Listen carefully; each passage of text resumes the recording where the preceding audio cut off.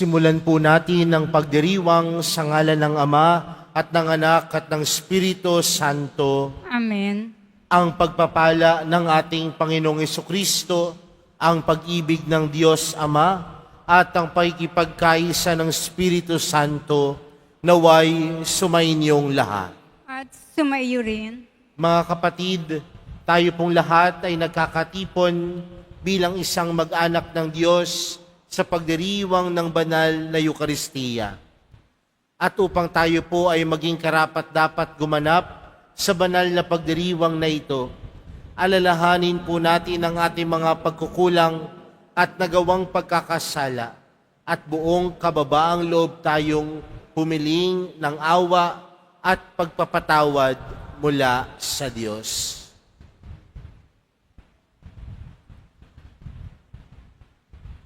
Inaamin ko sa makapangyarihang Diyos at sa inyo mga kapatid na lubha akong nagkasala sa isip, sa salita at sa gawa at sa aking pagkukulang.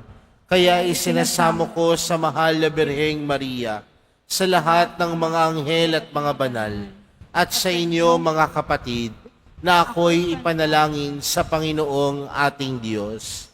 Kaawaan tayo ng makapangyarihang Diyos, patawarin tayo sa ating mga kasalanan, at patnubayan tayo sa buhay na walang hanggan. Amen. Panginoon, kaawaan mo kami. Panginoon, kaawaan mo kami. Kristo, kaawaan mo kami. Kristo, kaawaan mo kami. Panginoon, kaawaan mo kami. Panginoon, kaawaan mo kami. Manalangin tayo. Ama naming makapangyarihan, kaming iyong mga kinupkop ay niloob mong maging mga anak sa liwanag mong kaloob.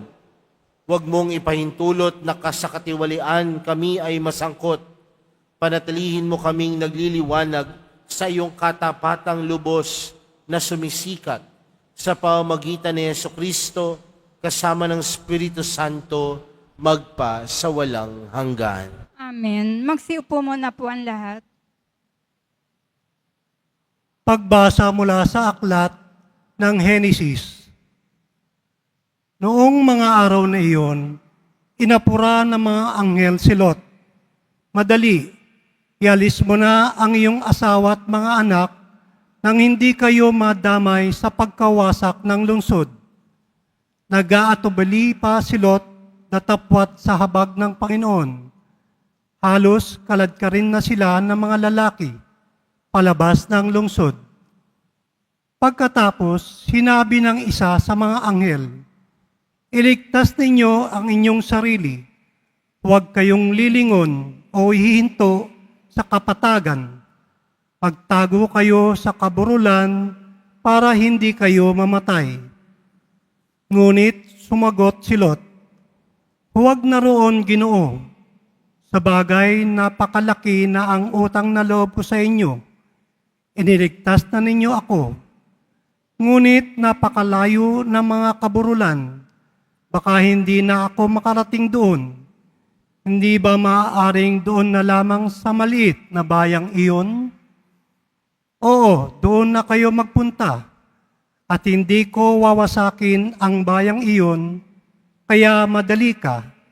Hindi ko maitutuloy ang gagawin ko hanggat wala kayo roon. Maliit ang bayang iyon, kaya tinawag na Zoar. Pataas ng araw nang sapitin ni Lot ang Zoar. Ang Sodomo at Gomora ay saka pa lamang pinaulanan ng Diyos ng nagniningas na asupre. Tinupok ng Panginoon ang mga lungsod na iyon at ang buong kapatagan. Lahat ng mamamayan doon, pati mga pananim. Ngunit lumingon ang asawa ni Lot, kaya't siya'y naging haliging asin. Kinabukasan, si Abraham ay nagmamadaling pumunta sa dakong pinagtagpuan nila ng Panginoon. Mula roon, tinanaw niya ang Sodoma at Gomora at ang buong kapatagan. Nakita niyang pumapailang lang ang makapal na usok na parang nagmumula sa malaking hurno. Nang gunawin ng Diyos ang mga lungsod na iyon, hindi rin nawaglit sa kanyang isipan si Abraham, kaya iniligtas niya si Lot. Ang salita ng Diyos. Salamat sa Diyos. Pag-ibig mong walang hanggay, lagi kong inaasahan. Pag-ibig mong walang hanggay, lagi kong inaasahan. Poon, ako'y iyong siyasatin, ako'y iyong subukin. Hatulan mo ang iniisip ng sarilit layunin. Pag-ibig mong walang maliw ang kasama at kaakbay, at ang iyong pagtatapat ang palagi kong patnubay. Pag-ibig mong walang hanggay, lagi kong inaasahan. Sa parusa ng masama, huwag mo akong idaramay. Ilayo rin sa parusa ang mahilig sa pagpatay. Ilayo mo sa kanilang mga gawa'i kasamaan, mga taong sa tuwinay naghihintay na suhulan. Pag-ibig mong walang hanggay, lagi kong inaasahan. Ngunit ako ang pasiya ko ay matuwid ang gagawin. Kaya naman iligtas mo at mahabag ka sa akin. Ako'y ligtas sa panganib na ano paman.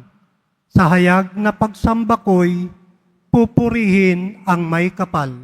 Pag-ibig mong walang hanggay, lagi kong inaasahan. Magsitayo na po ang lahat.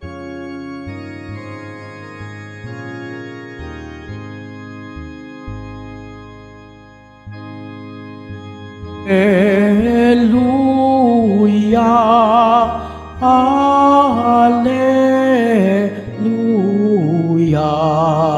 Alleluia,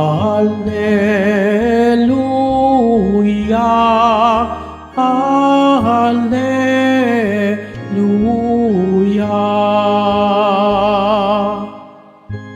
Poon ikaw ang pag-asa,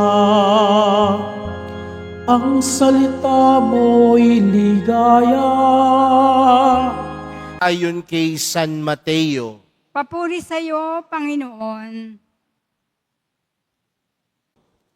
namangha silang lahat at ang sabi, anong tao ito? Kahit ang hangin at ang dagat ay tumatalima sa kanya. Ang mabuting balita ng Panginoon. Pinupuri ka namin, Panginoong Hesukristo. Magsiupo muna po ang lahat. Mga kapatid, tayo pong lahat ngayon ay patuloy na nagtitipon sa pagdiriwang po natin ng banal na misa. Sa atin pong ibanghelyong napakinggan, si Jesus ay sumakay sa bangka. At nung sila ay nasa bangka, isang bagay po ang ginawa ng Panginoon. Siya ay namahinga. Siya ay natulog. At kung tatanungin niyo po ako mga kapatid, bakit kaya nung mga panahon na yon, ang Panginoon ay natulog o namahinga? Tandaan natin mga kapatid, na sa buong araw ng Panginoon, siya ay abala sa napakaraming bagay. Pumupunta sa iba't ibang lugar, nagpapahayag ng mabuting balita, nagpapagaling ng mga may sakit, nagpapalayas ng masamang espiritu, at aminin po natin o hindi, ito po ay nakapapagod. Pero kasama po niya mga kapatid, ang kanyang mga alagad. At tandaan natin mga kapatid, ang alagad ng Panginoon ay ang mga taong kanyang tinawag. Ang alagad ng Panginoon ay ang mga taong kanyang tinawag pero handang sumunod sa Panginoon. Pero may isang karanasan po dito sa ating ebanghelyong napakinggan na maari po nating ma-relate sa kanya-kanya nating buhay. At ano po yun? Para po tayong mga alagad doon sa ating ebanghelyong napakinggan. Kasama ang Panginoon, sumunod sa Panginoon, pero may mga pagkakataon, kahit kasama natin ang Panginoon, kahit tayo ay sumusunod sa Panginoon, nakakaranas pa rin tayo ng mga hampas ng alon ng buhay. Tama po ba? Dahil aminin natin o hindi, mga kapatid, may mga pagkakataon ng pagsunod sa Panginoon, hindi yan nagiging perpekto. May mga taong magsasabi pa nga, Father, kung kailan naman ako naglingkod sa simbahan, doon pa ako nagkasakit. Kung kailan pa ako araw-araw nagsisimba, doon pa ako nawalan ng trabaho. Kung kailan pa ako laging nagdarasal, doon pa ako iniwan ng taong minamahal ko. Hindi po yan magiging perpekto.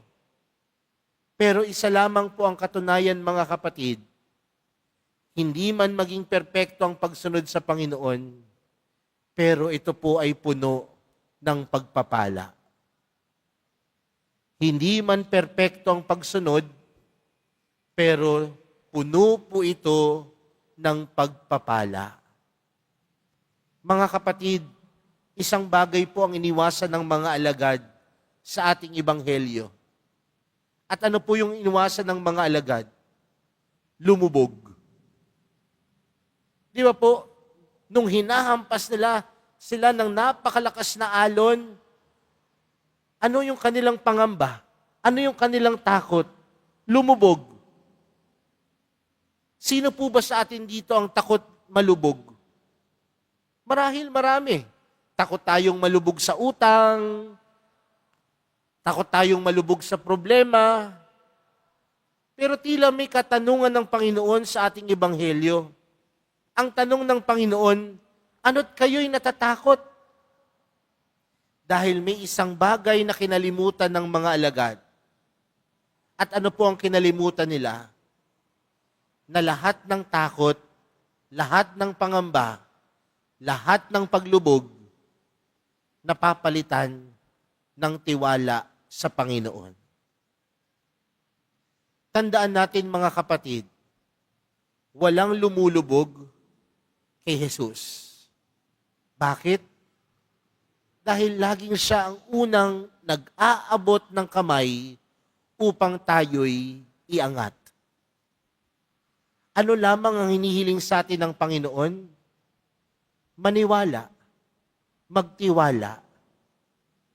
Hindi man perpekto ang pagsunod sa Kanya, marami man tayong takot, pero naniniwala tayo na ito po ay puno ng pagpapala. Maniwala ka lamang sa mahal na pong Jesus Nazareno. Magtiwala ka lamang sa mahal na pong Jesus Nazareno. Ikaw ay pagpapalain.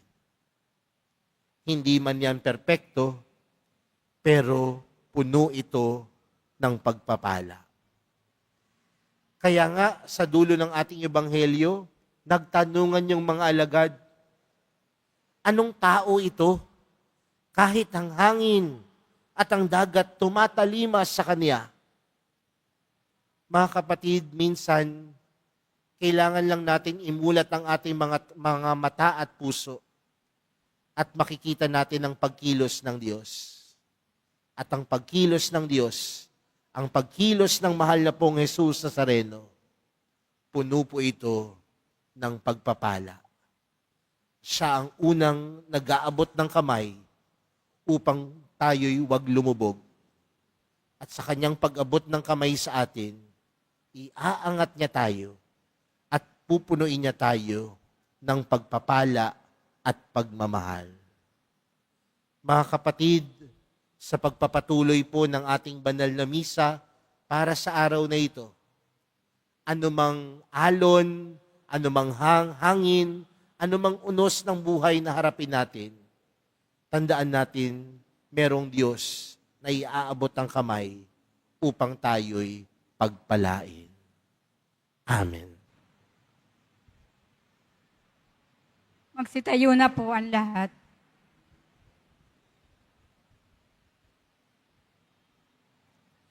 Minamahal kong mga kapatid, sumusunod sa anak ng Diyos maging ang hangin at alon. Mulat sa katotohanan ito, manalangin tayo ng may pananalig para sa katahimikan ng napakagulong mundo. Ang ating pong panalangin, Panginoon, ipagkaloob mo sa amin ang iyong kapayapaan. Panginoon, ipagkaloob mo sa amin ang iyong kapayapaan. Ang simbahan sa pamamagitan ng kanyang mga miyembro naway maging malakas sa pananampalataya higit sa lahat sa kanilang pagharap sa mga paghihirap at pagsubok sa ating panahon. Manalangin tayo. Panginoon, ipagkaloob mo sa amin ang iyong kapayapaan. Ang mga naglalakbay sa karagatan, ang mga mandaragat, mga mangingisda at yaong mga taong sa dagat nagmumula ang ikinabubuhay, naway makadama ng kasiguruhan at kaligtasan. Manalangin tayo. Panginoon, ipagkaloob mo sa amin ang iyong kapayapaan. Ang mga nanghihina sa kanilang pananampalataya, naway mapatatag sa pamamagitan ng tulong at suporta ng kanilang mga kaibigan. Manalangin tayo. Panginoon, ipagkaloob mo sa amin ang iyong kapayapaan. Ang mga kapansanan at mga nagdurusa sa matagal na karamdaman, naway makatagpo ng kapayapaan kay Kristong may kapangyarihang magpagaling. Manalangin tayo. Panginoon, ipagkaloob mo sa amin ang iyong kapayapaan. Ang mga yumao, naway makadama ng walang hanggang kapayapaan kay Kristo. Manalangin tayo. Panginoon, ipagkaloob mo sa amin ang iyong kapayapaan. Magsiupo muna po ang lahat.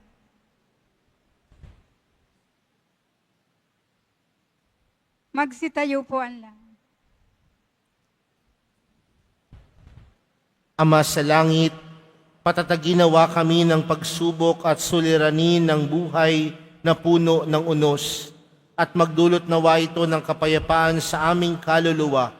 Hinihiling namin ito sa pamamagitan ni Kristong aming Panginoon. Amen. Magsiupo na po ang lahat.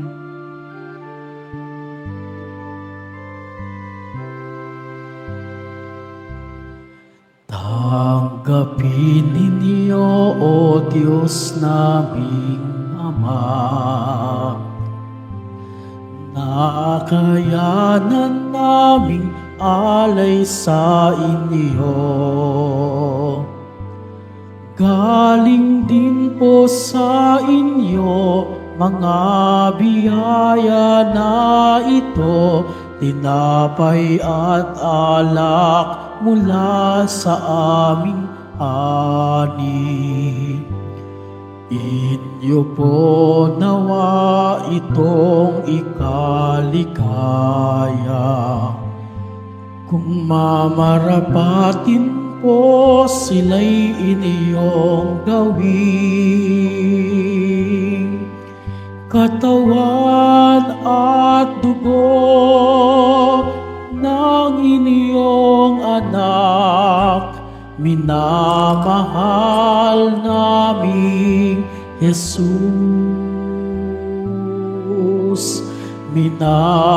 Minamahal naming Jesus.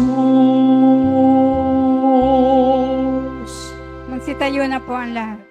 Manalangin po kayo mga kapatid upang ang paghahain natin ay kalugdan ng Diyos amang makapangyarihan. Tanggapin nawa ng Panginoon itong paghahain sa iyong mga kamay, sa kapurihan niya at karangalan, sa ating kapakinabangan at sa buong sambayanan niyang banal. Ama naming lumikha, kami iyong pinapagindapat gumanap sa pagdiriwang ng paghahain ng iyong pagliligtas. Ipagkaloob mo ang aming paglilingkod sa iyo ay gawing kalugod-lugod ng mga alay na ito sa pamamagitan ni Jesucristo kasama ng Espiritu Santo magpa sa walang hanggan. Amen. Sumainyo ang Panginoon. At sumaiyo rin, Itaas sa Diyos ang inyong puso at diwa. tinaas na namin sa Panginoon. Pasalamatan natin ang Panginoong ating Diyos. Marapat na siya ay pasalamatan. Ama naming makapangyarihan, tunay ngang marapat na ikaw ay aming pasalamatan sa iyong paglingap at kagandahang loob Ang tao'y nilikha mo't pinangasiwa sa sansinukob. Sa hangad mong siya'y iwastong lubos, siya'y pinagdusa mo sa kaniyang pagtalikod. Sa iyong pagiliw, iyong ipinahintulot na makabalik siya sa pamamagitan ni Kristo Jesus. Kaya kaisa ng mga anghel na nagsisiawit ng papuri sa iyo, nang walang humpay sa kalangitan, kami nagbubunyi sa iyong kadakilaan. Santo, Santo, Santo, Panginoong Diyos ng mga hukbo, napupuno ang langit at lupa ng kadakilaan mo. Hosana sa kaitaasan. Pinagpalang na paririto sa ngalan ng Panginoon. Hosana sa kaitaasan. Magsiluhod po ang lahat. Ama naming banal, ikaw ang bukal ng tanang kabanalan. Kaya't sa pamagitan ng iyong Espiritu, gawin mong banal ang kaloob na ito upang para sa amin maging katawan at dugo ng aming Panginoong Hesukristo. Bago niya pinagtiis ang kusang loob na maging handog, hinawakan niya ang tinapay, pinasalamatan kaniya, pinaghati-hati niya iyon, iniabot sa kaniyang mga alagad at sinabi, tanggapin ninyong lahat ito at kanin. Ito ang aking katawan na ihahandog para sa inyo.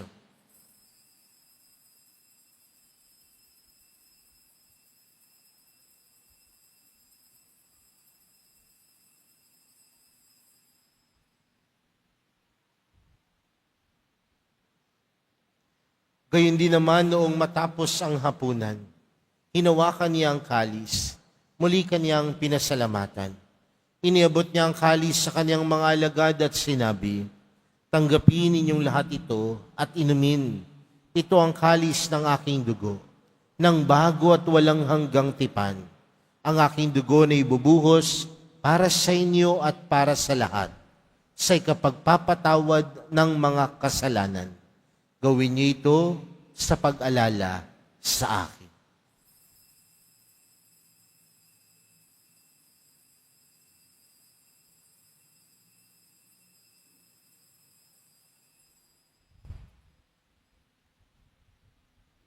Magsitayo na po ang lahat. Ipagbunyi natin ang misteryo ng pananampalataya. Si Kristo'y namatay, si Kristo'y nabuhay, si Kristo'y babalik sa wakas ng panahon. Ama, ginagawa namin ngayon ang pag-alala sa pagkamatay at muling pagkabuhay ng iyong anak. Kaya't inaalay namin sa iyong tinapay na nagbibigay buhay at ang kalis na nagkakaloob ng kaligtasan. Kami nagpapasalamat dahil kami iyong minarapat na tumayo sa harap mo para maglingkod sa iyo. Isinasamo namin kaming magsasalo-salo sa katawan at dugo ni Kristo ay mabuklod sa pagkakaisa sa pamamagitan ng Espiritu Santo. Ama, lingapin mo ang iyong simbahang laganap sa buong daigdig. Puspusin mo kami sa pag-ibig. Kaysa ni Leon na aming Papa at ni Jose na aming Obispo at ng Tanang Kaparian. Alalahanin mo rin ang mga kapatid naming nahimlay nang may pag-asang sila'y muling mabubuhay, gayon din ang lahat ng mga pumanaw. Kaawaan mo sila at patuloyin sa iyong kaliwanagan. Kaawaan mo at pagindapating kaming lahat na makasalo sa iyong buhay na walang wakas. Kaysa ng mahal na Birheng Maria na ina ng Diyos, ng kabiyak ng puso niyang si San Jose, kaysa ng mga apostol at ng lahat ng mga banal na namuhay dito sa daigdig ng kalugod-lugod sa iyo. May pagdiwang nawa namin ang pagpupuri sa ikararangal mo sa pamamagitan ng iyong anak na aming Panginoong Hesukristo. Sa pamamagitan ni Kristo, kasama niya at sa Kanya, ang lahat ng parangal at papuri ay sa iyo, Diyos amang makapangyarihan, kasama ng Espiritu Santo, magpa sa walang hanggan. Amen.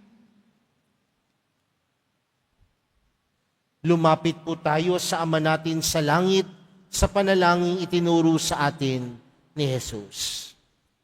Ama namin, sumasalangit ka, sambahin ang ngalan mo, mapasa amin ang kaharian mo, sundin ang loob mo dito sa lupa para nang sa langit. Bigyan mo kami ngayon ng aming kakanin sa araw-araw at patawarin mo kami sa aming mga sala para ng pagkapatawad namin sa nagkakasala sa amin. At huwag mo kaming ipahintulot sa tukso at iadya mo kami sa lahat ng masama. Hinihiling po namin kami adya sa lahat ng masama, pagkalooban ng kapayapaan araw-araw, iligtas sa kasalanan at ilayo sa lahat ng kapahamakan, samantalang aming pinananabikan ang dakilang araw ng pagpapahayag ng tagapagligtas naming si Hesukristo.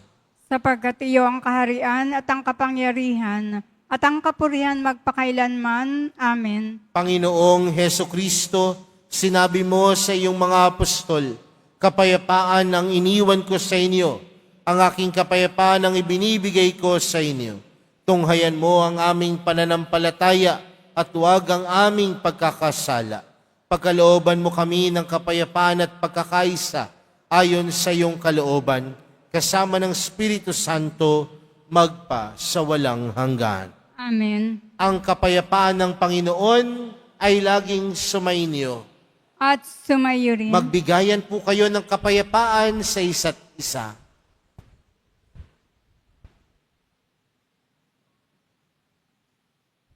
Kordero ng Diyos na nag-aalis ng mga kasalanan ng sanlibutan, maawa ka sa amin. Kordero ng Diyos na nag-aalis ng mga kasalanan ng sanlibutan, maawa ka sa amin. Kordero ng Diyos na nag-aalis ng mga kasalanan ng sanlibutan, pagkaloob mo sa amin ang kapayapaan, tayo po ay magsiluhod.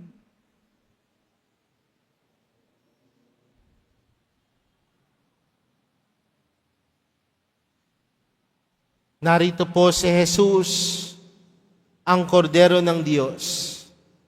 Siyang nag-aalis ng kasalanan ng sanlibutan, mapalad ang mga inaaniyahan sa kanyang piging. Panginoon, hindi ako karapat-dapat na magpatuloy sa iyo, ngunit sa isang salita mo lamang ay gagaling na ako.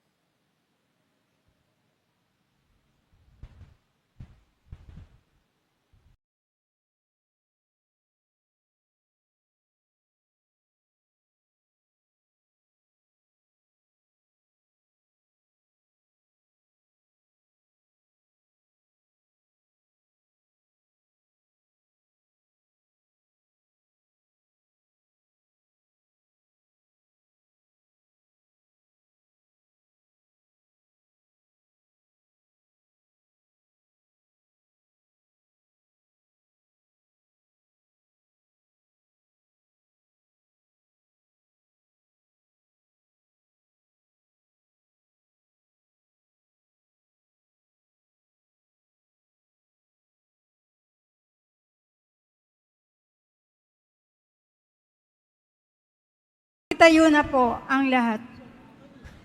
Manalangin tayo. Ama naming mapagmahal, buhayin nawa kami ng aming inihain at pinagsaluhan upang kaming pinagbuklod sa pag-ibig mo kailanman ay magkaroon ng bungang lagi naming maialay sa pamamagitan ni Hesukristo kasama ng Espiritu Santo magpa sa walang hanggan. Amen. Sumainyo ang Panginoon. At sumayo rin. Mahal na pong Jesus Nazareno, inihayag mo sa pamamagitan ng krus ang walang maliw na pag-ibig ng Diyos sa sangkatauhan. Pakinggan mo ang kahilingan, lalo na para sa mga nangangailangan ng iyong tulong at awa. Makamtanawa namin ang iyong kasagutan na may utang na loob na tinatanaw. Basbasan din po ninyo itong mga imahen at dasalan upang lalo kaming manalangin at magtiwala. Sa pamamagitan ng bendisyon na ito, naway lalo kaming maging mapaglingkod, masunurin at tapat sa iyo na aming malwalhating Panginoon magpa sa walang hanggan. Amen. At pagpalain po kayong lahat ng makapangyarihang Diyos, Ama, Anak at ng Espiritu Santo. Amen. Humayo kayong taglayang kapayapaan ng poong Jesus Nazareno. Salamat sa Diyos.